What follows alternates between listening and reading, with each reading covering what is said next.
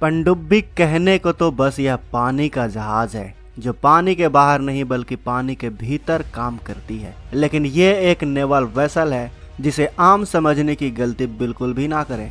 आप इनके बारे में जितना सोचते समझते हैं ये उनसे भी ज्यादा एडवांस और खतरनाक है। एक पनडुब्बी होने के साथ साथ इतने परमाणु हथियार ये ले जा सकती हैं कि ये पूरी दुनिया ही बर्बाद कर सकती हैं। किसी भी पनडुब्बी का पहला काम होता है दुश्मन की पनडुब्बियों और युद्धपोतों को मार गिराना। कई बार इनका उपयोग जमीन पर हमला करने के लिए भी किया जाता है। इतना ही नहीं, ये जासूसी के काम भी लाई जाती हैं। क्रूज और बैलिस्टिक मिसाइलों से लैस इन पनडुब्बियों को अटैक सबमरीन कहा जाता है, यानी इन्हें सिर्फ तबाही मचाने के लिए ही बनाया गया है। ये जल, जमीन और हवा तीनों पर हमला करने में सक्षम होती हैं। और ऐसा ही एक सबमरीन भारत के पास भी मौजूद है जिसका नाम सुनते ही चीन और पाकिस्तान कांपने लगते हैं, जिसका नाम है आईएनएस अरिहंत, जो न्यूक्लियर पावर्ड सबमरीन है जो 20 से 25 सालों तक समुद्र के अंदर रहकर दुश्मनों का सामना कर सकती हैं। अब तो चीन और अमेरिका ऐसे पनडुब्बियों को भी बना चुके हैं जो रडार और सोनार से भी बच निकलते हैं।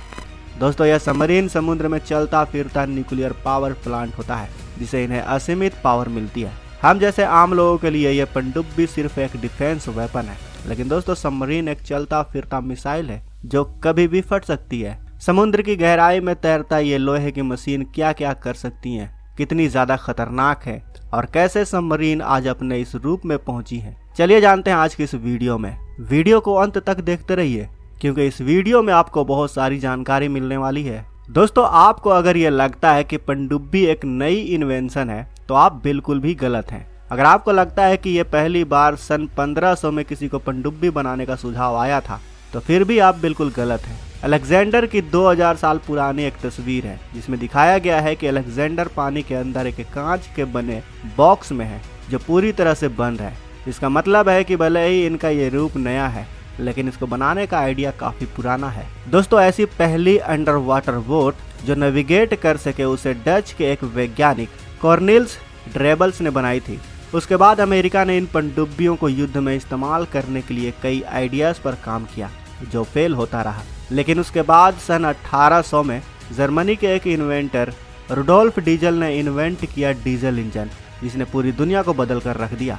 डीजल इंजन की मदद से दुनिया में कई चीजों को बनाया गया और उन्हीं में से एक था सबमरीन। पनडुब्बी में इंजन लगाकर बैटरी को चार्ज किया जाता था ताकि जब पनडुब्बी पानी के अंदर हो तब उसे बैटरी के जरिए पावर मिल सके। लेकिन इंजन को चलाने के लिए हवा की जरूरत थी तो बैटरी के जरिए पनडुब्बी पानी के अंदर नहीं चल सकती थी। इसीलिए उस वक्त ये जर्मन सबमरीन काफ़ी लिमिटेड थी जो सिर्फ 48 घंटे ही पानी के अंदर रह सकती थी।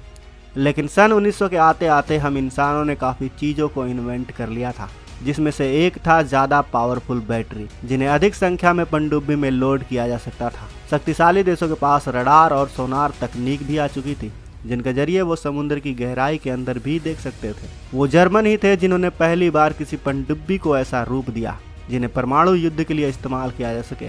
लेकिन अभी भी इनमें एक दिक्कत थी, ये पानी के अंदर एक लिमिटेड समय के लिए ही रह सकते थे। उसके बाद उन्हें अपना इंजन चलाने के लिए बैटरी को चार्ज करने के लिए पानी के ऊपर आना पड़ता था। जब दूसरे विश्व युद्ध में जर्मनी को हरा दिया गया तब यह तकनीक अमेरिका और रूस के हाथ लगी। दोनों देशों ने अपने अपने तरीकों से इसके ऊपर काम करना शुरू कर दिया और सन 1950 के दशक में अमेरिका ने इन पनडुब्बियों को दिया सबसे खतरनाक रूप। एक बड़े फ्लोटिंग वेपन के अंदर अमेरिका ने फिट किया न्यूक्लियर पावर प्लांट जिसने पनडुब्बी के पूरे इतिहास को ही बदल कर रख दिया। जिसके बाद सभी देशों में इन पनडुब्बियों को अपनी नौसेना में शामिल करने की होड़ मच गई। अमेरिका ने अब ऐसे सबमरीन भी बनाने शुरू कर दिए जो शिपिंग टरबाइन के जरिए पानी के नीचे बहुत लंबे समय तक ऑपरेट किया जा सकता था। अब न्यूक्लियर रिएक्टर से पानी में भी ऑक्सीजन बनाया जा सकता था, यानी अब पनडुब्बी के नाविकों के लिए ऑक्सीजन और इलेक्ट्रिसिटी के साथ साथ सब कुछ मौजूद था।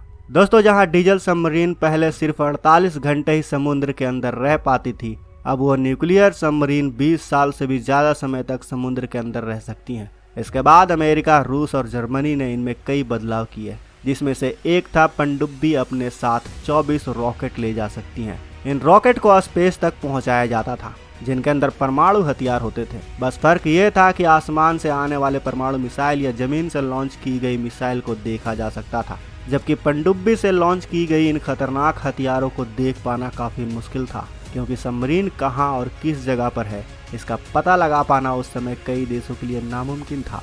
लेकिन इसके बाद जो सबमरीन का तकनीकी इवोल्यूशन हुआ, सभी देशों ने सबसे ज़्यादा ध्यान दिया इन्हें साइलेंट बनाने पर, जिसके लिए सबमरीन को रबर टाइल से कवर किया जाने लगा। पनडुब्बी के अंदर हर नए और पुराने हो चुके पार्ट्स को रबर से कवर किया जाने लगा और अलग अलग तरह के विशाल साइलेंसर इन्वेंट किए गए ताकि पनडुब्बी किसी भी तरह से शोर या वाइब्रेशन ना कर सके। अब तक अमेरिका और सोवियत यूनियन इन पनडुब्बी को साइलेंट और एक खतरनाक हथियार बना चुके थे। दोस्तों, सिर्फ युद्ध के लिए ही नहीं बल्कि इन पनडुब्बियों का इस्तेमाल जासूसी के लिए भी किया जाने लगा।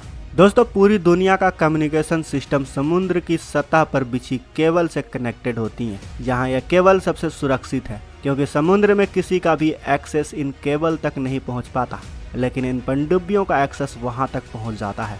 सबमरीन के जरिए 1970 में यूएस इंटेलिजेंस ने अपनी नेवी के साथ मिलकर समुद्र में रशियन कम्युनिकेशन केबल को ढूंढ निकाला ताकि इन्हें टैप किया जा सके, रूस की सभी बातों को सुना जा सके और यूएस नेवी ने ऐसा किया भी और वो अब तक सोवियत संघ की सभी बातों को सुन पा रहे थे। लेकिन अमेरिका को लगा कि वो कभी पकड़े नहीं जाएंगे, लेकिन रूस के नेवी ऑफिसर ने अमेरिका के इस चाल का पर्दाफाश कर दिया। दोस्तों, लेकिन अब ऐसे पावरफुल सबमरीन बनाए जा चुके हैं जिन्हें आज रडार से भी पकड़ पाना मुश्किल है, यानी कि आपको पता भी नहीं चलेगा कि आपके समुद्री इलाके में दुश्मन की पनडुब्बी मौजूद भी है। आपको बता दें कि 60 से 70 क्रूज मिसाइलों को ही नहीं बल्कि इन पनडुब्बियों से बैलिस्टिक मिसाइलों को भी लॉन्च किया जा सकता है जो पूरे के पूरे देश को भी तबाह कर सकते हैं। आप समझ गए होंगे कि आखिर एक सबमरीन कितनी खतरनाक होती है। आपका इस पर क्या कहना है हमें कमेंट बॉक्स में अवश्य बताएं। साथ ही वीडियो अच्छी लगी हो तो वीडियो को लाइक और शेयर जरूर करें। अगर आप हमारे चैनल पर नए हैं तो इस चैनल को सब्सक्राइब कर लें ताकि हमारी आने वाली वीडियो को आप मिस ना कर सकें। मिलते हैं अगले वीडियो में।